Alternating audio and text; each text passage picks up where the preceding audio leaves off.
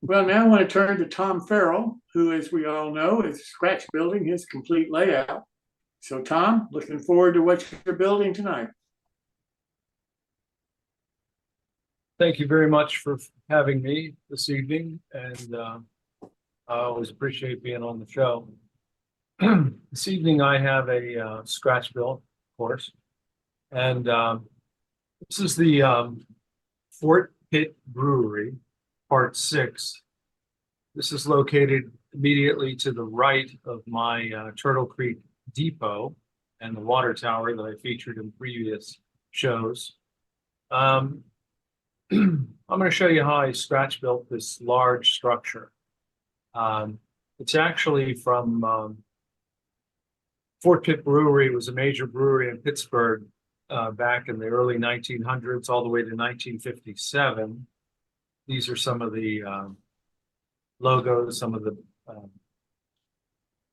advertisements from Fort Pitt beer.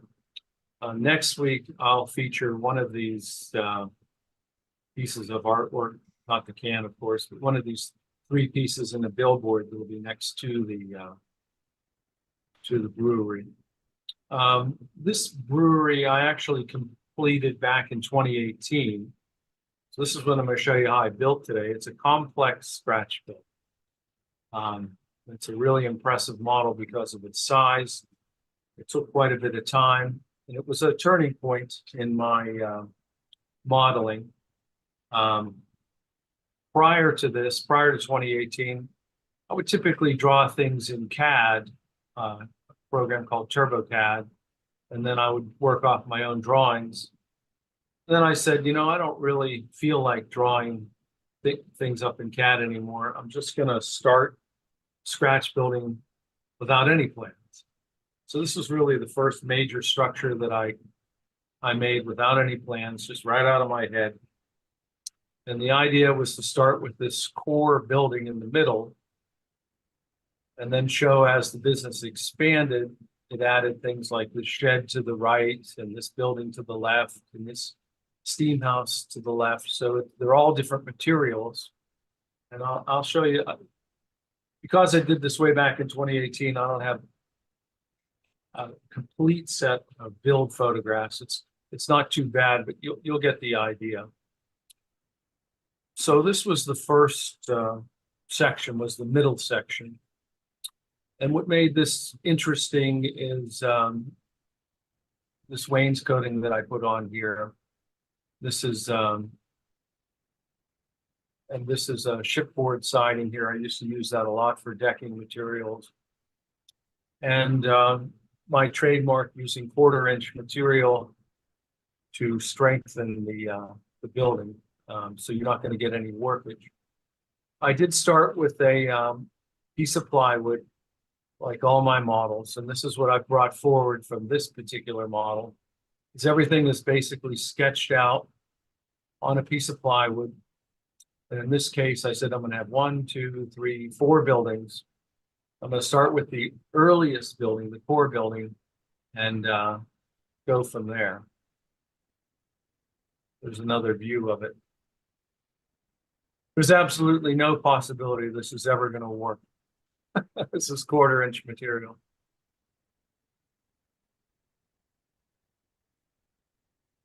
I used Mount Albert clapboard siding. And then I ran one of those pounce wheels up the side of the siding to simulate nail holes.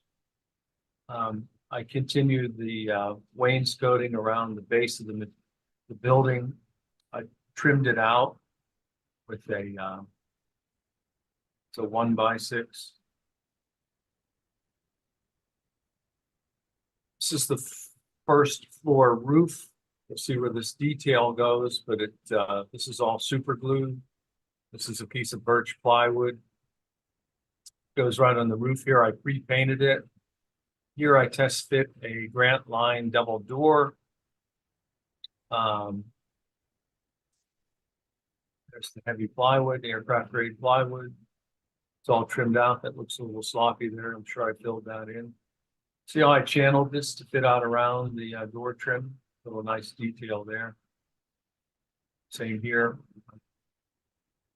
Relieve that so it would fit nicely around the trim.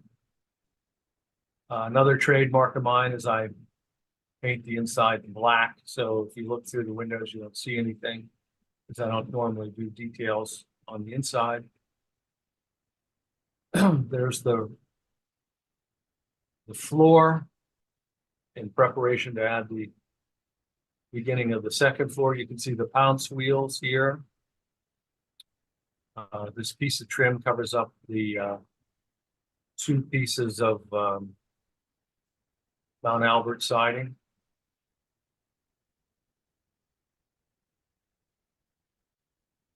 Now I had it a bump out here with clapboard siding. And this is all trimmed out. Again, there's no plans. This was just winged it step by step. I had an idea what I wanted this thing to look like. And I just kept plugging away at it.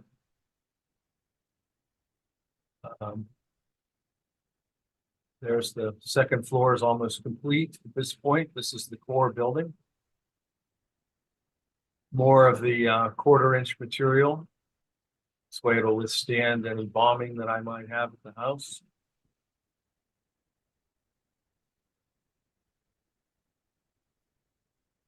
More photos. There's a close-up. So this is all super glued together.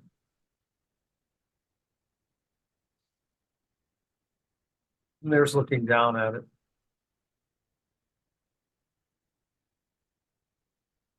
Now I'm adding the roof material, the roof bracing. Again, it's 1/4-inch material. And now I've added the second building. So the concept is this is what the brewery started at. And then as they expanded, they went to the left here. Because it was done at some period later, it's a different material. So this is a vertical, different clapboard siding than this clapboard siding. These are all different materials. And same construction. Now here's a big jump. Now I have the shed to the right. I have the steam house to the left. I constructed a scratch-built water tower here. I actually didn't wind up using this. I swapped this out for a N-scale water tower, but a dormer on here. These are plywood, roofing materials. So just to give you an idea, this thing's 20 inches in length, about 10 inches high.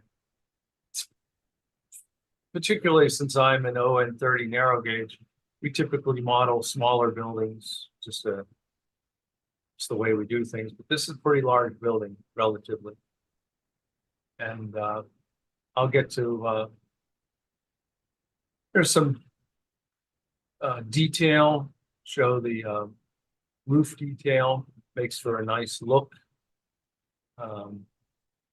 Here I goofed here. And I just put in a filler piece. And later I puttied this and painted this, and you wouldn't know that I made a mistake. So instead of it fitting flush like this one, I made a mistake, put in a filler piece, filled it with a plastic putty, sanded it. Nobody knows any different. As I pointed out earlier on this clapboard siding, if you're putting in windows, you have to cut out this clapboard. I cut that out so the windows will fit flush. More detail, roof detail. These are 2x8s sticking out. They're just pieces glued in there, but simulate the roof itself. Everything's trimmed out with it's like 1x6s I used here. Then we jump right to the painted building. Just jumps right out at you. This is my standard technique to paint a base color, scratch it with a wire brush, put a alcohol wash all over the building, and then go back with pan pastels with additional weathering here. I will go over what these materials are and what I used here, but the idea was to show this was the original color. Then when they added this building, they got a slightly different color. Same with this. So there's really 3 different colors in a brick.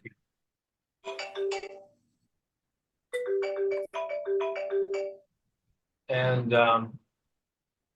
this molding here is 1/4-inch molding from a dollhouse. It's a 1/4-inch scale dollhouse trim.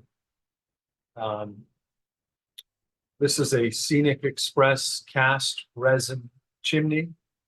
I checked, this is no longer made, but it has these grab irons in there so you can actually walk up it theoretically. Very nice casting, but I couldn't find it anymore. These are Wild West model shaped shingles. They look pretty fair in the photograph, but as you'll see at the end of the program, next week I'm gonna super detail this model, and I may paint these shingles over. We'll see schools out on that. This is a Bachmann N-scale water tower without its stand. This is the 2nd time I've used one of these. It's my preferred way to do O-scale water towers, is to just use an N-scale water tower. Much faster and easier, and they're very detailed. And this is that Paper Creek tar paper roofing. At the time it was available. It's no longer available now. I do have master sheets. They're not in business anymore, but I can make as much as I need now. These are Grant Line windows and doors. This is simply paper towel glued on here, coated with first painted with watercolor paint, and then just soaked in Elmer's glue and then stuck on the back of the windows. Makes for a nice window shade. And this is just brick paper that I found online. I just looked for Google search a brick wall, and then I just printed it out on my inkjet printer, and then I either use rubber cement. I either use rubber cement or I use Elmer's glue and just glue it right on. It's a pretty nice looking building overall. This is the back of the building. Again, this is more of that brick paper. There's that resin casting. These are still available, I think, from Rusty Stumps, these 2 brick chimneys. Again, these are Grant Line windows, and I use my Ponce wheel to put in these nail holes. And I'm showing weathering below the windows. This is just pan pastels. These these posters are simply right off the internet, which I still practice today. Oh, they're Bar Mills.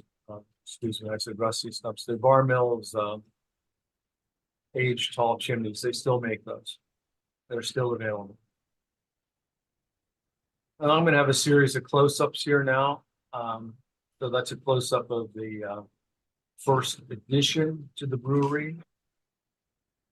Gives you an idea of the weathering just by scratching it and putting on alcohol washes and pan pastels.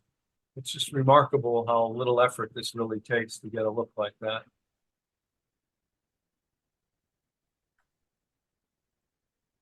There's that Bachmann water tower.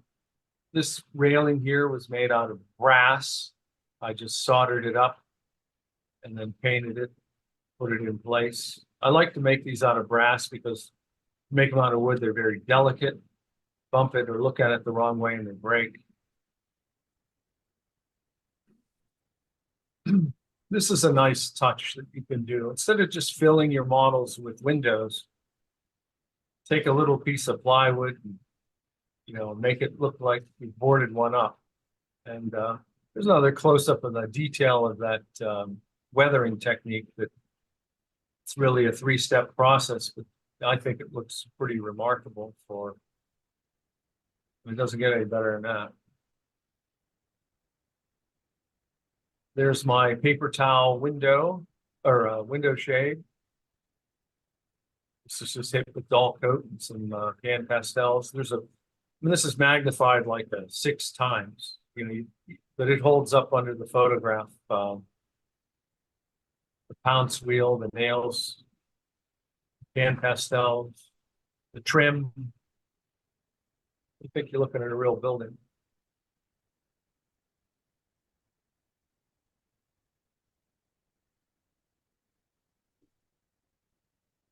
I maybe got a little too heavy with the mud on these doors. I'll probably go back. It's all water soluble. Take a little of this off. Nice little details you can add, like the flooring below the bump out. God damn it, Dennis. This is the side shed building. I don't really use the ship decking anymore. I just do it board by board now, but I'll leave this in place.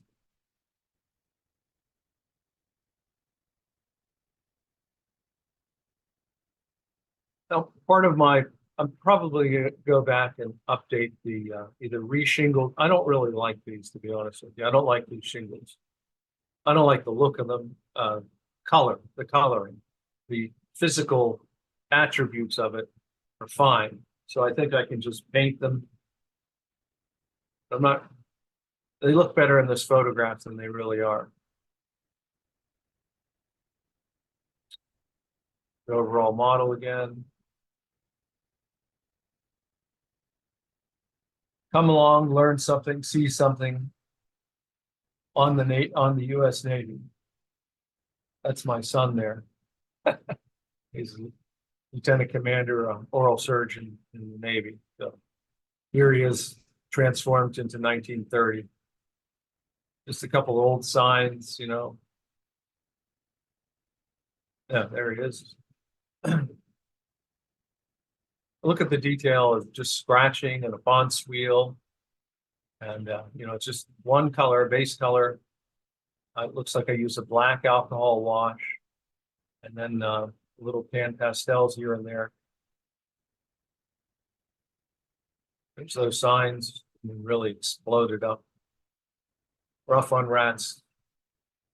A little humor there. I think this is the last time the Pirates won a World Series. Just joking. There it is on the new layout where it's going to be located. I've cut into the foam and that's where it's going to sit. But I'm going to go back and super detail this. I'm going to redo these roofs for next week. I'm going to put a Fort Pitt sign on here somewhere. There's going to be some railings. I'm going to have a platform here where the barrels are loaded on. This is a spur in front of this brewery. So I'm going to have a place where they can load barrels onto a boxcar. I think we put a couple of roof details on here. It fits really nicely in this spot.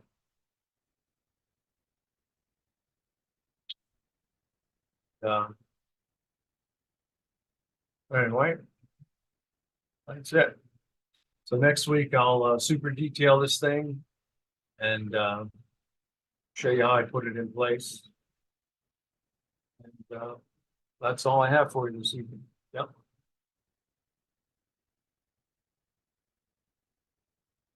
Any questions? It's a good idea on the brass railing instead of the plastic. Doesn't take any time to Yeah. do the brass. You know, it's way stronger than plastic or wood. Tom, the shiplap decking that you've used in the past, how is that different from scribed siding? It's pre-glued. Get a close up here.